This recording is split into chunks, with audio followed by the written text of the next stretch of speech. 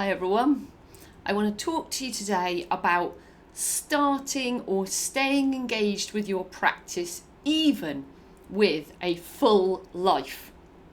Now, lots of you will already know I am the principal home educator for our 3 children.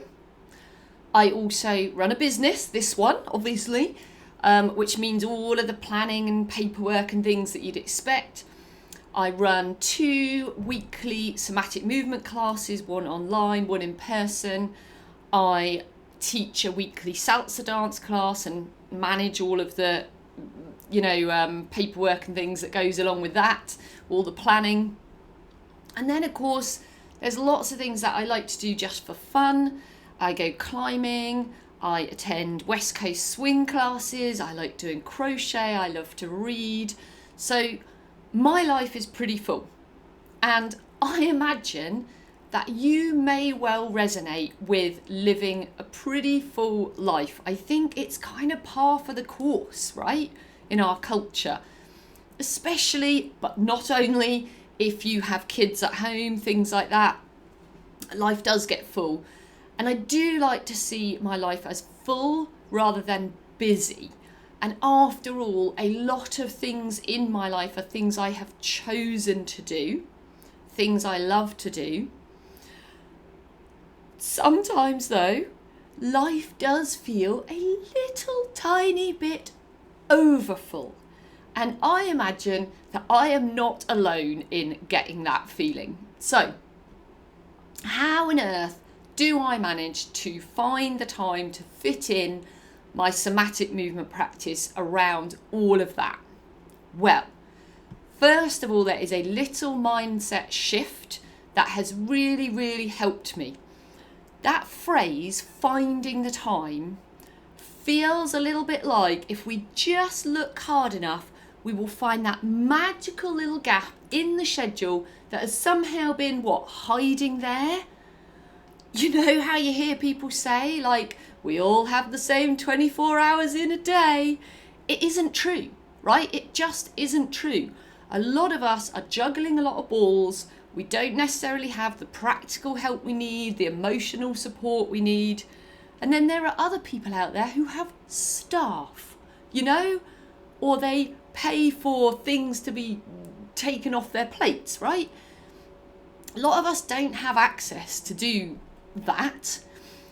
If you have more money and you can take a lot of stuff off your plate, that is going to free you up, right, for the things you want to do. So I actually don't think we have the same 24 hours in a day as everybody else. And if that is the case, and we are on that kind of busier end, that fuller life end of the scale, how do we find time to do somatic movement? Well, I don't think we find it. I think we have to carve it out, which means that something has to give. Now, I want to caveat this. Sometimes we are in a phase of our life where nothing can give. And I see you, I understand, I have been there. And at those points in our life, even with the suggestions that I'm going to give you, you're not going to find time for somatic movement, right? It's never going to be on the priority list. But one day, just hold that little sort of seed of hope that one day things will shift and open up a little bit more for you, okay? If you have even the tiniest bit of wiggle room, then doing somatic movement, reducing pain, increasing available energy in the system will actually save you time. But if you are in that phase of life where even that is completely out of reach, then this isn't for you right now, okay? That is okay. But seed of hope, one day, all right? So, for those of us who do have even a tiny bit of wiggle room, who are feeling motivated and resourced enough that we feel like, yes, I really want to feel better in my soma, here are some things we can do to get started or to keep our practice going, to bring somatic movement into our everyday life, right? Most of us find the time to clean our teeth every day, maybe we can find a few minutes to do somatic movement as well. I think that probably the trickiest bit is getting started, because you have to put a bit of time investment into it and you don't yet know what it's going to do for you, right? So if you want to reduce pain, if you want to change your posture, if you want to sleep better, if you want to free up energy, if you want to move more freely, somatic movement helps. And here are some ways in. Commit to one of them, do it, and you will start to see the benefits, and then it will become a lot more motivating to do this work. So here are a few options. Do my beginner's course. It is pre-recorded. It is 4 1-hour sessions. So you just have to get in your diary 4 1-hour sessions, and then you will have a good foundation. Then you can start doing some of the sort of smaller practices that I have available and keep your practice going, right? 4 1-hour sessions. I do have another option, which is like themed sessions, but those are 7 sessions long, and you might be like, oh, 7 hours, no way. But 4 hours might feel like, yes, I could do that, right? So that's option 1. Option 2 is to start super, super, mega small. Set yourself the target of lying down on the floor once a day and noticing how you feel in your soma just before you get into bed. That is it, okay? From there, you can build to practicing the arch and flatten, and I will post a video which is a great daily movement and really, really only takes a few minutes to do.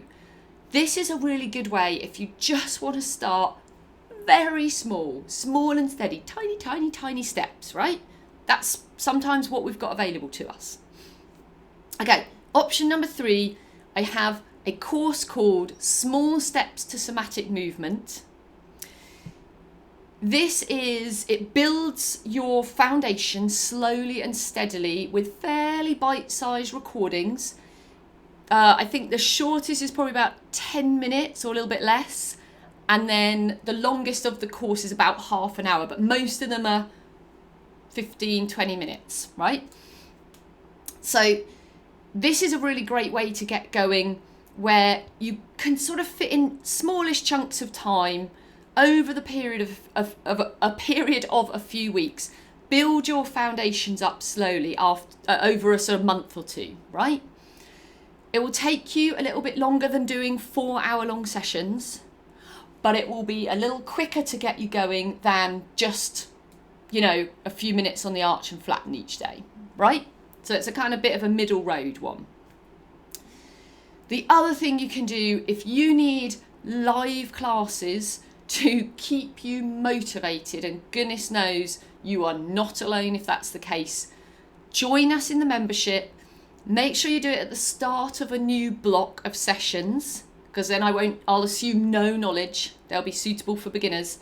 Start at the beginning of a new block, and you can then attend the live classes, and you will build up your foundations that way, and you will maybe have just that little bit more motivation to kind of show up, right? So those are 4 ways you can get into the work. Things that you can do kind of once you're into it a little bit more. You can do things like, if you need a boost every now and again, you could have a 1-to-1 session, right? They're really great. I have them sometimes. I find them so helpful especially if you're sort of in a bit of a stumbling block, or you're getting a little bit like, about the work. 1-to-1 session can be fantastic. Just building my practice up slowly. That idea of like, I'm just going to lie on the floor. Once you know how to do somatic movement and you know how it benefits you, once you just go, I'm just going to lie on the floor, you almost certainly will end up doing an arch and flatten, and then you'll go, oh, that was interesting. I think I'll do this movement. And you'll sort of start to build up like that. I usually attend weekly classes. I'm pretty strict with myself about showing up for those, and I find that so helpful to kind of keep the momentum going. And yeah, just that kind of idea of making sure that no matter what's happening in my life. Maybe it's just, sometimes it's just I'm stood at the computer, maybe I'll finish this recording and then I will do a pandiculation, contract and release, and just reset the resting level of tension in my muscles just to kind of keep it going, right? Small and steady. All right, once you get going, you start to realise how incredibly helpful somatic movement is for, you know, allowing you to live your life to the fullest. If you have a break for a week or 2 weeks or 3 weeks or 4 weeks or whatever, you start to notice sort of tensions building up, falling back into the habits that you were working your way out of, things like that. Doing your practice, seeing the benefits, it becomes a lot more motivating to actively create the spaces in your day where you can do somatic movement. I am not saying it's easy. There are a million things, you know, vying for our attention. But if we can do this, if we can stay moving as freely as possible and with as little pain as possible for as long as possible, then that is, I mean, that's what we want, isn't it? That's how we want to live our lives. So, happy moving for now. I will see you in the next video, and I really hope that's given you some inspiration or motivation to get going or keep going with your practice. All right, I'll see you next time.